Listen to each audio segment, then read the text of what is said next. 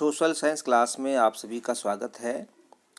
Social science stream के राजनीति विज्ञान विषय से संबंधित एक टॉपिक पर चर्चा करने जा रहे हैं। टॉपिक का नाम है सत्ता की साझेदारी।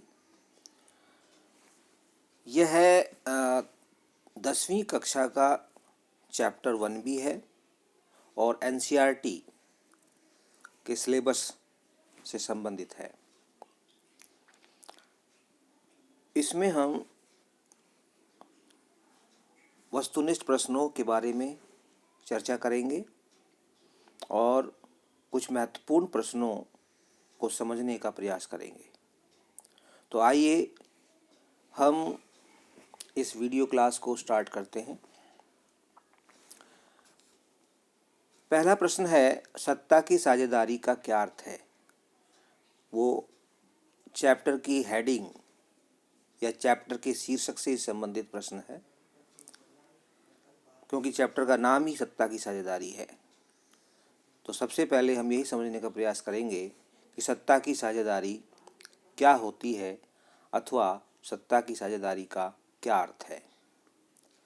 सत्ता की साझेदारी का सामान्य अर्थ सत्ता का विभाजन अथवा सत्ता में भागीदारी है। सत्ता का मतलब यहाँ शासन से है, शक्ति से है या अथवा निर्णय लेने की क्षमता से है। तो किसी भी सरकार में, खास तौर से लोकतांत्रिक सरकार में, एक व्यक्ति अथवा एक संस्था में सत्ता निहित होती है और उस सत्ता के द्वारा, उस शक्ति के द्वारा निर्णय लिए जाते हैं।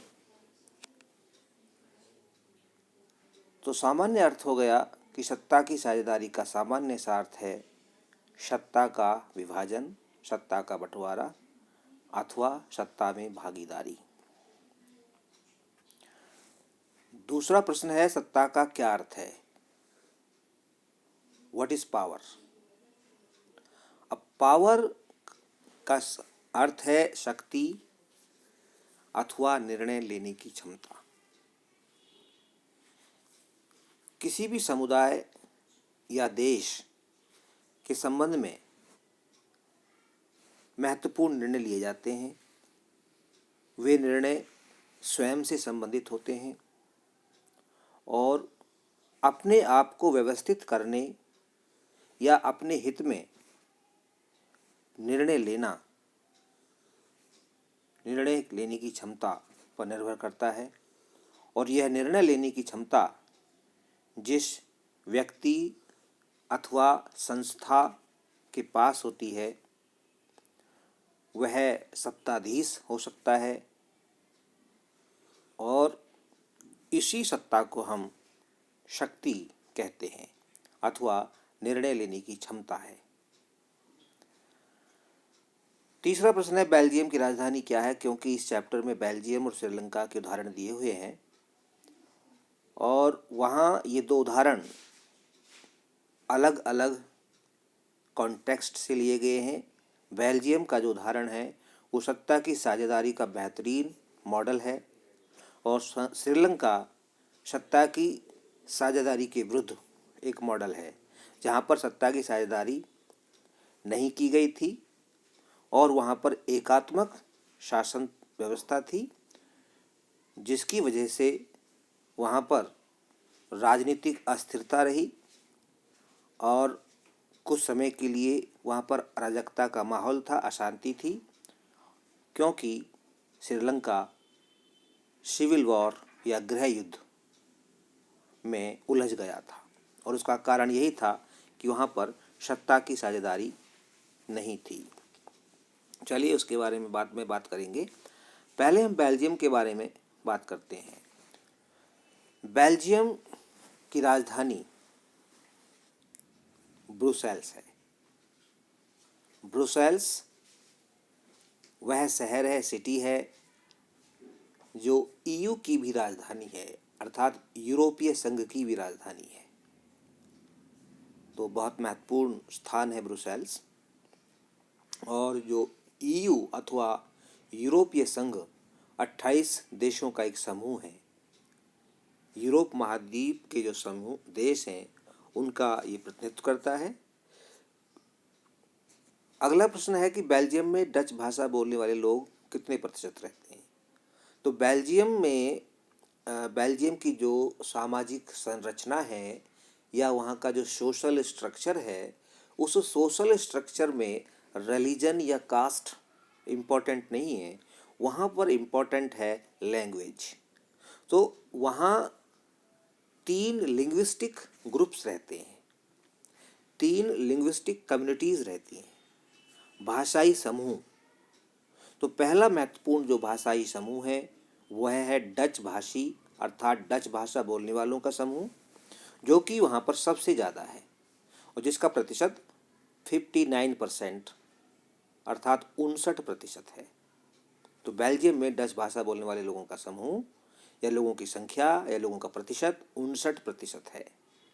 दूसरे नंबर पर वहाँ आता है फ्रेंच भाषी समूह। तो अगला प्रश्न उसी से संबंधित है, 5वां। बेल्जियम में फ्रेंच भाषा बोलने वाले लोग कितने प्रतिशत हैं? 5वां प्रश्न। उत्तर 40% है। तो आप यहाँ पर ये कैलकुलेट कर सकते हैं कि 59% प्लस 40% तो ये हो गया 99%। अब 1% बच गया। 1% वहाँ पर जर्मन भाषा बोलने वाले लोग रहते हैं।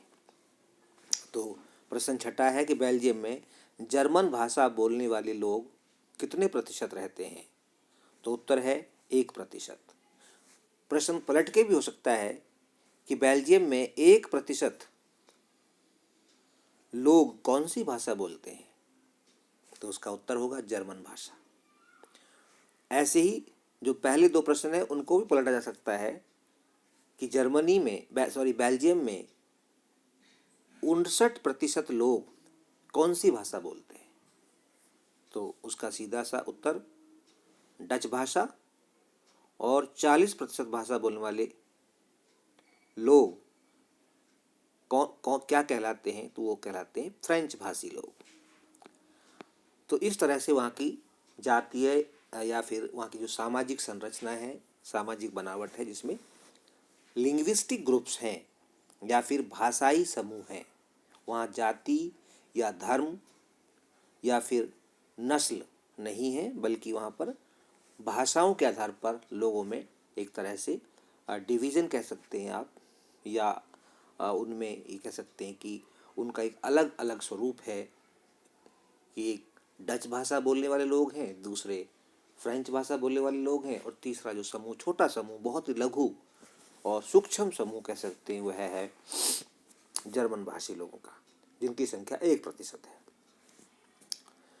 बेल्जियम सत्ता की साझेदारी का एक बहुत बेहतरीन मॉडल माना गया है, क्योंकि वहाँ पर इन 2 बड़े समूहों के बीच, क्योंकि तीसरा जो समूह है जर्मन समूह, वो वहाँ पर बहुत कम है, नाम मात्र है, तो सत्ता की जो साझेदारी है वो 2 बड़े समूहों के बीच स्थापित की गई है, अर्थात दोनों बड़े समूहों को सत्ता में भागीदार बनाया गया है। Both big communities have been given representation in politics. राजनीति में, प्रशासन में, शिक्षा में, शैक्षिक संस्थानों में उन दोनों बड़े समूहों को बराबर का समान इक्वल प्रतिनिधित्व दिया गया है। तो वहाँ पर इस तरह से हम देखेंगे कि कम्युनिटी बेस्ड या फिर समुदाय आधारित सत्ता की साझेदारी है, कि दोनों समुदायों को वहाँ पर समान प्रतिनिधित्व दिया गया है। अगला प्रश्न है, अब यहाँ प्रश्न ये उठता है कि भाई जब एक समूह तो 59% है, दूसरा समूह 40% है, तो उनको समान प्रतिनिधित्व क्यों दिया गया है? ये क्या बड़े समूह के साथ अन्याय नहीं? तो बेल्जियम के जो नीतिकार या नीति नियंता या नीति निर्धारण करने वाले जो वहाँ के नेता रहे हैं, उन्होंने बहुत सोच समझ कर ये निर्णय लिया, क्योंकि एक तो बेल्जियम कंट्री हो गया और दूसरा बेल्जियम की राजधानी। अब बेल्जियम की राजधानी जो कि ब्रुसेल्स है, उसमें अगर हम देखें तो उसमें स्थिति उलट है। पूरे देश में तो डच भाषा बोलने वाले लोग ज़्यादा हैं, लेकिन ब्रुसेल्स में फ्रेंच भाषा बोलने वाले लोग ज़्यादा हैं। तो इसलिए उन्होंने सोच समझकर दोनों ही समुदायों को समान प्रतिनिधित्व दिया है। अगला प्रश्न है कि यूरोपीय संघ का मुख्यालय कहाँ है। इसमें हम पहले डिस्कस कर चुके हैं। यूरोपीय संघ का हेडक्वार्टर या मुख्यालय ब्रुसेल्स में है। ये बहुत ही इंपॉर्टेंट क्वेश्चन है और बड़े बड़े एग्जाम्स में ये आता है। खास तौर से जीके का एक बहुत इंपॉर्टेंट क्वेश्चन है ये। और एसएससी या फिर दूसरे जो महत्वपूर्ण एग्ज़ाम हैं, चाहे वो बैंकिंग के एग्ज़ाम हो, एसएससी के एग्ज़ाम हो, या फिर टीचर्स एलिजिबिलिटी टेस्ट जो होते हैं उनसे संबंधित टेस्ट हों, वहाँ पर ये प्रश्न लगभग पूछा जाता है। अगला प्रश्न है 8वां ए प्रश्न, जर्मनी की किसी एक प्रमुख पार्टी का नाम बताइए। तो वहाँ की एक प्रमुख पार्टी है क्रिश्चियन डेमोक्रेटिक पार्टी, जो लगभग सत्ता के केंद्र में है और शासन में ये पार्टी रहती है। तो क्रिश्चियन डेमोक्रेटिक पार्टी। अगला प्रश्न है कि श्रीलंका कब स्वतंत्र हुआ। अब ये प्रश्न श्रीलंका से संबंधित आ रहे हैं, क्योंकि दोनों देशों का उदाहरण दिया गया है, वहाँ बेल्जियम का और श्रीलंका का। तो अब श्रीलंका की एंट्री हो गई है। तो श्रीलंका का कब आज़ाद हुआ या कब स्वतंत्र हुआ। तो श्रीलंका 1948 में स्वतंत्र हुआ। ठीक है, भारत 1947 में स्वतंत्र हुआ, श्रीलंका 1948 में स्वतंत्र हुआ। 10वां प्रश्न है, सिंगली को या सिंगली भाषा को राजभाषा का दर्जा कब दिया गया। अब जो श्रीलंका की सामाजिक संरचना है या वहाँ का जो सामाजिक ढांचा या ताना बाना है, उसमें हम देखते हैं कि वहाँ पर भी भाषा बोलने वालों के समूह रहते हैं, अलग अलग भाषा बोलने वाले लोगों के समूह रहते हैं। हालांकि उनके रिलीजन भी, धर्म भी अलग अलग ही है। 3 खास तौर से वहाँ पर 3 भाषाई समूह हैं। पहला जो बड़ा समूह है वो सिंगली है, सिंगली भाषी समूह, जो कि वहाँ 74% है। दूसरा बड़ा समूह है तमिलों का है, जो कि तमिल भाषा बोलते हैं। अब जो ये तमिल है, इनमें 2 तरह के लोग हैं या 2 धर्मों के लोग हैं। एक हिंदू है और दूसरे मुस्लिम हैं। तीसरा जो भाषाई समूह है वह है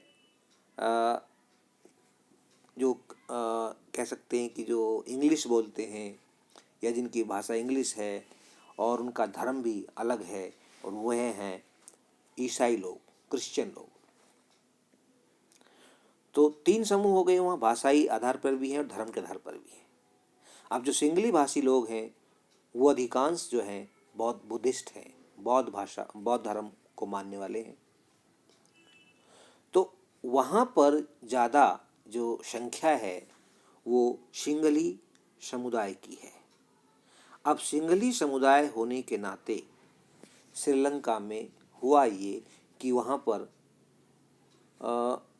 लोकतंत्र तो है, लेकिन उस लोकतंत्र का वहाँ एक दूसरा रूप है। और वो रूप क्या है, वह है बहुसंख्यकवाद। कि ज़्यादा बड़ा समूह जो है सिंगली भाषी समूह है, सिंगली लोगों का समूह है, इसलिए वह समूह ही सब जगह वहाँ पर स्थापित है या सभी जगह उसका ही वर्चस्व है, उसका ही प्रभुत्व है। चाहे वो शैक्षणिक संस्थान हो, चाहे वो राजनीति हो, चाहे वो शासन प्रशासन के कोई और दूसरे क्षेत्र हो, चाहे व्यवसाय हो, हर जगह सिंगली भाषी लोग प्रभुत्वशाली हैं या फिर वर्चस्ववादी हैं, उनका वहाँ वर्चस्व है। ऐसी व्यवस्था वहाँ जानबूझकर बनाई गई। इसके लिए वहाँ कुछ शासकीय या राजकीय या कहें कि सरकारी कदम उठाए गए कि वहाँ, ताकि वहाँ सिंगलियों की सिंहलियों की प्रभुसत्ता स्थापित हो सके। तो इसके लिए वहाँ एक बड़ा कदम उठाया गया 1956 में, और वो कदम क्या था कि वहाँ पर सिंहली प्रभुत्व को एक तरह से संवैधानिक मान्यता दे दी गई और सिंहली भाषा को राजभाषा घोषित कर दिया गया। ये वहाँ की एक एक बड़ी जो है बड़ा कदम उठाया था वहाँ की सरकार ने। अब जब वहाँ पर ये ऐसा हुआ तो इससे तमिल लोग और ईसाई लोग नाराज हुए। विशेषकर तमिल लोगों में इसकी ज़्यादा नाराज़गी हुई, क्योंकि दूसरा बड़ा जो समूह है वो तमिल ही है, तमिल भाषी ही है। उन्होंने इसका विरोध किया और विरोध काफ़ी खतरनाक मोड़ पर पहुंच गया। वहाँ पर तमिलों को लगा कि हमें दबाया जा रहा है, हमारा उत्पीड़न किया जा रहा है, हमें अपमानित किया जा रहा है और हमारे साथ भेदभाव या पक्षपात किया जा रहा है। तो उन्होंने इन सब सवालों के साथ अपना एक अलग संगठन बना लिया और उस संगठन का नाम था LTTE, जिसको लिट्टे कहते हैं,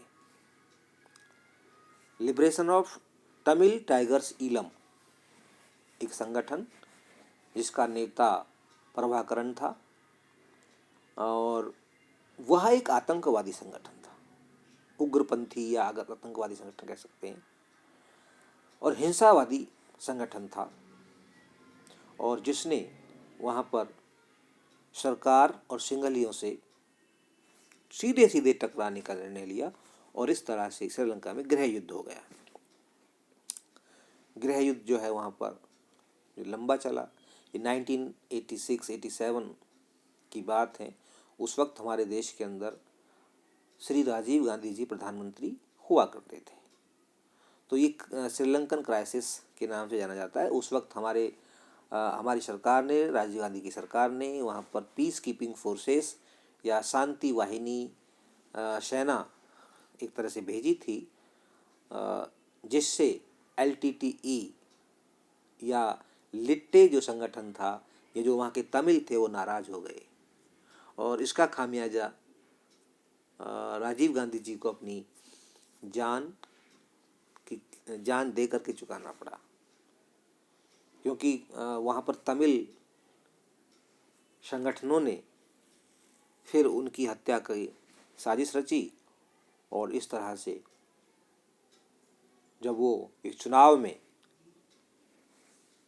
प्रचार कर रहे थे, 1991 के चुनाव में जब प्रचार कर रहे थे 1991 में, तो उनकी एक बम धमाके में हत्या कर दी गई। तो सिंहली राजभाषा को राजभाषा का दर्जा दिया गया 1956 में, और यहीं से श्रीलंकाई समाज के अंदर विभाजन की रेखा खिंच गई और तमिलों ने अपने आप को उपेक्षित और अपने आप को उत्पीड़ित महसूस किया।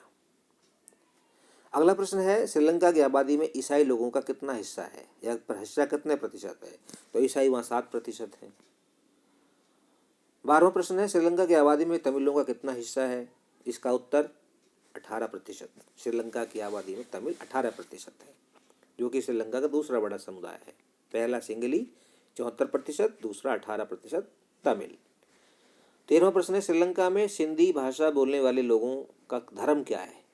तो वहाँ पर जो सिंधी नहीं है, ये सिंगली भाषा है, मिस प्रिंट है, टाइपो एरर कह सकते हैं। तो ये सिंधी नहीं है बल्कि सिंगली भाषा है। तो श्रीलंका में सिंगली भाषा बोलने वाले लोगों का धर्म है बौद्ध धर्म। वो बौद्ध धर्म में विश्वास रखते हैं और श्रीलंका का सबसे बड़ा धर्म है बौद्ध धर्म। 14वां प्रश्न है, भारत ने अपने परमाणु बम परीक्षण कहाँ और कब किए थे? परमाणु बम परीक्षण ये भारत ने राजस्थान के पोखरण में 1998 में किए थे, मई 1998। 11 मई और 13 मई की शायद वो तारीख है, जब भारत सरकार ने, अटल बिहारी वाजपेयी उस समय भारत के प्रधानमंत्री थे, तो उनकी सरकार के नेतृत्व में राजस्थान के पोखरण नामक स्थान पर 1998 में भारत ने अपने परमाणु बम परीक्षण किए। यहाँ इसी से जुड़ा हुआ एक प्रश्न और है कि भारत, ये भी आ सकता है कि भाई भारत ने अपना पहला परमाणु परीक्षण कब किया। तो पहला जो परमाणु परीक्षण था वो 1974 में भारत ने किया था, वो भी पोखरण में किया था, लेकिन फर्क ये है कि वह उसमें शस्त्रों या बमों का परीक्षण नहीं किया गया था, वो परमाणु क्षमता का परीक्षण किया गया था और उसका उद्देश्य था बिजली निर्माण। तो ये दोनों में फर्क है। लेकिन अगर हम परमाणु बम का परीक्षण करने की बात करते हैं तो वो 1998 में हुआ, जो कि राजस्थान के पोखरण में ही हुआ, उसी स्थान पे हुआ जहाँ पर 1974 में। उस वक्त इंदिरा गांधी की सरकार हुआ करती थी। 15वां प्रश्न है, सत्ता की साझेदारी के कितने कारण हैं और कौन कौन से हैं। तो सत्ता की साझेदारी के 2 कारण माने जाते हैं। पहला है युक्तिपरक और दूसरा है नैतिक कारण। अब युक्तिपरक और नैतिक कारण, इनको अगर विस्तार से समझें तो इसको हम इस तरह समझ सकते हैं कि युक्तिपरक कारक का मतलब है कि इसमें ये लॉजिकल है, कि सत्ता का विभाजन करना लॉजिकल है, तर्कसंगत है। यदि आपने सत्ता का विभाजन नहीं किया और सारी शक्ति किसी एक व्यक्ति या एक संस्था या फिर एक सरकार के हाथ में केंद्रित कर दी, तो फिर वहाँ पर विद्रोह हो सकता है, गृह युद्ध हो सकता है और फिर अंततः देश का विभाजन भी हो सकता है। इसके उदाहरण कई हैं। खासतौर से अगर हम देखें तो यूएसएसआर ऐसे ही टूटा था क्योंकि वहाँ पर सत्ता का विभाजन नहीं था, कम्युनिस्ट सरकार थी। और रूस वहाँ पर जो बड़ा स्टेट है, बड़ा राज्य है, बड़ा देश है, आज रूस एक बड़ी ताकत है वहाँ पर, तो वो उसी का वर्चस्व था। और जो बाकी दूसरे Romania, Bulgaria, Lithuania, Latvia, Estonia और यूक्रेन, जो यूक्रेन संकट आया है, ये सब उसी का हिस्सा थे। और जब 1991 में वहाँ रूस के यूएसएसआर का विघटन हो जाता है और 15 टुकड़े रूस के हो जाते हैं। तो कारण यही था कि सत्ता की साझेदारी नहीं थी। जो दूसरे 15 टुकड़े जो अलग हुए वो उपेक्षित थे, उन्हें सत्ता में साझेदार नहीं बनाया गया था। तो इसलिए उन लोगों ने अलग होने का फैसला किया। ऐसे ही यूगोस्लाविया एक देश है, उसके भी कई टुकड़े हो गए। चेकोस्लोवाकिया, उसके भी 2, चेक रिपब्लिक हो गया और एक स्लोवाकिया हो गया। ऐसे ही बहुत सारे अनगिनत उदाहरण हैं जहाँ पर सत्ता की साझेदारी नहीं होती तो वो टूट जाते हैं, बिखर जाते हैं। तो इसलिए ये सत्ता की साझेदारी का एक कारण बनता है कि यह तर्कसंगत है, सत्ता की साझेदारी होनी चाहिए, सत्ता में भागीदारी होनी चाहिए। नहीं होगी तो विभाजन का खतरा होता है और गृह युद्ध का खतरा होता है। दूसरा कारण ये है कि नैतिक कारण भी है। नैतिक दृष्टि से भी सत्ता की साझेदारी उचित है। और क्योंकि जिसके पास शक्ति होती, जो यानी कि जो बड़ा भाई है, वो अपने छोटे भाई के साथ, उसकी नैतिक जिम्मेदारी बन जाती है कि उसको साथ लेके चले, उसे सत्ता में भागीदार बनाए। यदि उस छोटे भाई को सत्ता में भागीदार नहीं बनाएगा तो यह नैतिक रूप से ठीक नहीं है। फिर इससे यही संदेश जाएगा कि जो बड़ा भाई है यह हड़पने की नीति में विश्वास करता है, इसलिए सत्ता को शेयर नहीं करता, पावर्स को शेयर नहीं करता। तो इस तरह से 2 कारण माने गए हैं सत्ता की साझेदारी के, युक्तिपरक और नैतिक। 16th क्वेश्चन है कि सत्ता की साझेदारी के कौन कौन से रूप अथवा प्रकार हैं। ये बड़ा प्रश्न आता है। सत्ता की साझेदारी के 4 प्रकार माने गए हैं या 4 रूप माने गए हैं। पहला है ऊर्ध्वाधर, या इसको अंग्रेजी में कहते हैं वर्टिकल, यानी कि सत्ता ऊपर से नीचे की ओर आती है, जिसे हम केंद्र एवं राज्य सरकारों के बीच शक्तियों का विभाजन कह सकते हैं। कि केंद्र सरकार से कुछ शक्तियां राज्य सरकारों को दे दी जाती हैं और राज्य सरकारों से फिर नीचे की स्थानीय सरकारों को शक्तियां बांट दी जाती हैं। तो इसे कहते हैं ऊर्ध्वाधर सत्ता की साझेदारी। ठीक है, जैसे भारत सरकार केंद्र सरकार है और उस केंद्र सरकार ने राज्य सरकारों को कुछ शक्तियां दे रखी हैं, भारत के संविधान में 3 सूचियाँ हैं, संघ सूची, राज्य सूची और समवर्ती सूची। और संघ सूची में जो विषय हैं उन पर कानून बनाने का अधिकार केंद्र सरकार को है, और राज्य सूची में दिए गए विषयों पर कानून बनाने का अधिकार राज्यों को है। इस तरह से यहाँ पर सत्ता का ऊर्ध्वाधर या वर्टिकल डिवीजन ऑफ पावर्स किया गया है। दूसरा इसका रूप है क्षैतिज या horizontal division of powers, horizontal power sharing. तो यह सरकार के 3 अंगों के बीच में सत्ता के विभाजन के द्वारा की जाती है। सरकार के 3 अंग होते हैं। लोकतांत्रिक सरकार में 3 अंग हैं, कार्यपालिका, विधायपालिका और न्यायपालिका।